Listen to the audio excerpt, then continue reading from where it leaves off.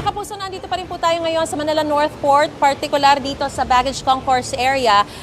Supposedly po, itong area na ito ay restricted sa mga pasahero dahil dito dinadala o inilalagay yung mga bagahe. Pero for now, dahil marami po tayo mga kanseladong mga biyahe at marami pong mga stranded na mga pasahero, aabot po sa 147 yung mga stranded na pasahero ngayon dito sa Philippine Ports Authority.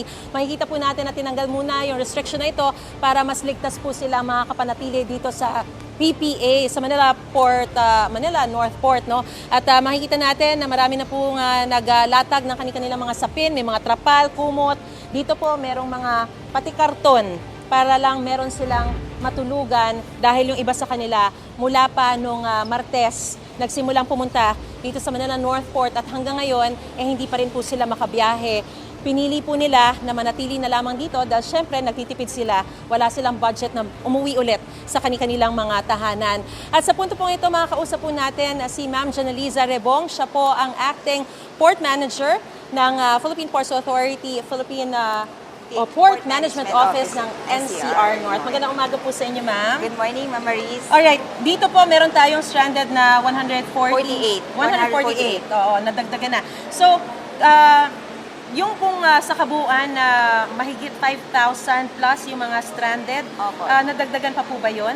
Medyo nadagdagan po because the 5,300 is as of yesterday. So, medyo nadagdagan po tayo. Pero pataas pababa po kasi. Like for example, dito po, yesterday kasi 150 ang stranded packs natin. So, ngayon po nag 148.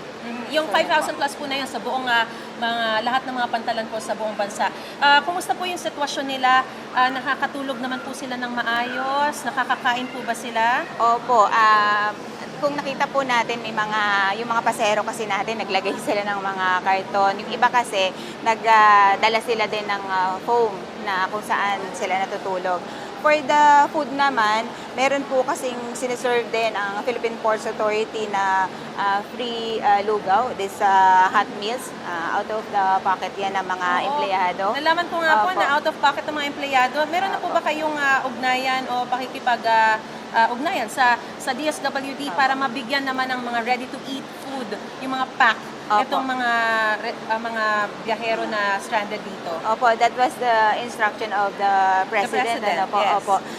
Meron na pong coordination ang Philippine Ports Authority sa DSWD and in fact, hininga na rin po ang bawat Port Management Office ng parang estimated number of food packs na kakailanganan namin para po doon sa prepositioning. All 3 meals po ba yun, ma'am, po-provide?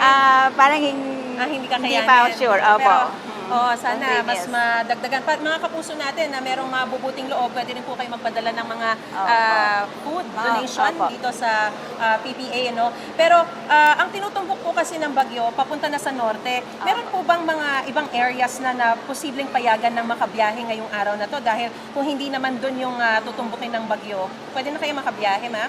Sa ngayon kasi, ma'am, in close coordination kami with the Philippine Coast Guard. So, antayin po namin yung advisory ni Coast Guard and then mag-a-advise din po doon sa Port Management Office na nakakasakop po doon sa norte. Huli na lang po, matanong ko lang din yung sa Batangas kasi masyado raw pong malakas yung agos, yung alon doon and posibleng delikado sa mga biyaherong stranded po doon.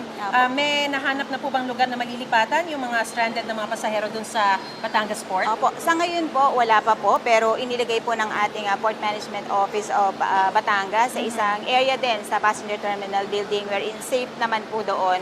But the Port Management Office of Batangas is in close coordination po with the PDRRMO. Sa ngayon po kasi wala pa daw pong update ang PDRRMO kung saan posibleng ilipat yung ating mga stranded passengers. Panawagan na lang po natin sa iba pang mga biyahero na supposedly may mga biyahe dito sa Manila North Port. Okay, ang panawagan na lang po namin sa mga pasahero po natin ay patuloy po kayong makipag-ugnayan sa ating pong mga shipping lines para po sa mga detalye po at impormasyon ng biyahe po natin. Lalo na po ngayon na mayroon po tayong signal. Alright. Maraming salamat po, Ma'am Janeliza Rebong. Siya po ang Acting Port Manager ng Philippine Ports Authority. Thank you, Maraming Ms. salamat Maris. po sa Thank inyong you po. panahon. Thank you At po. ingat po. Balik po muna sa studio.